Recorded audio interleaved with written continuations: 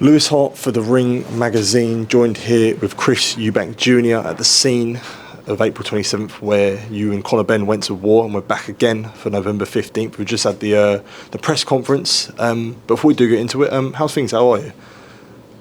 Feeling good.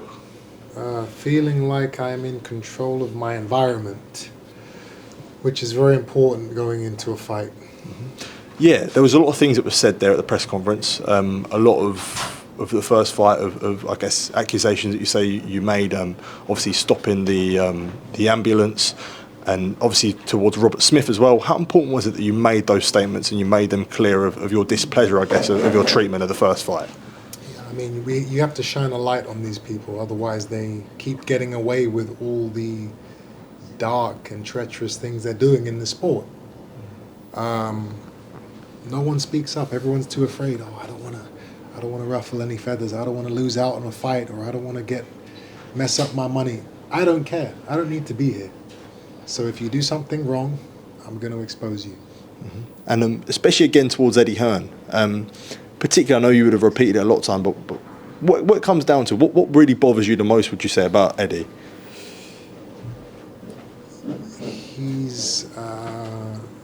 He's a bad guy pretending to be a good guy. You know, if he just owned being a bad guy, then I wouldn't have anything to say about him. But the fact that he tries to act like he's this nice guy that's caring and doing all these things for people, he's not. He's a bad person.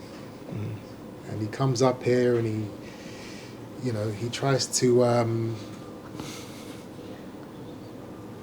he tries to take shots at me at my press conferences. Why am I going to let him talk? You haven't got anything positive to say, so be quiet. Does it bother you more as well when you know when you say what happened in the first fight with the weigh-in and especially after the fight as well? Does that bother you more as well, would you say? I knew that this is what these men were before the fight, and then they just proved it and they showed it to everybody leading up to the fight, so you could all see all the things they were doing.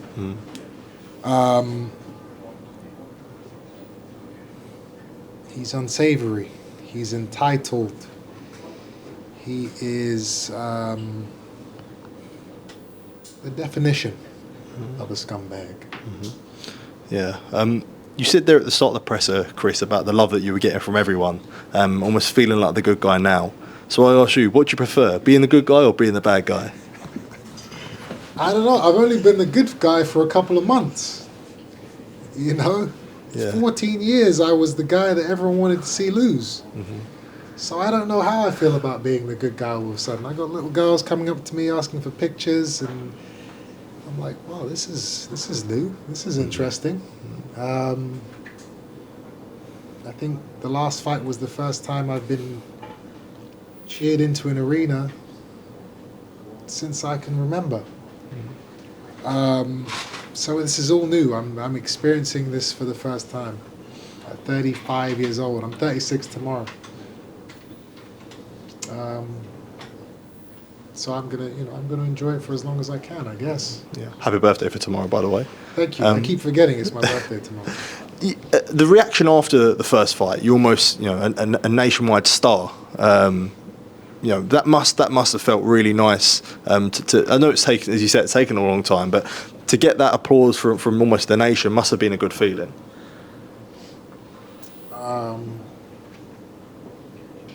Anytime you've worked hard for something, constantly, consistently, anytime you've done something for so long that you can't remember anything else, and you finally get kind of that appreciation and that recognition, yes, it feels good.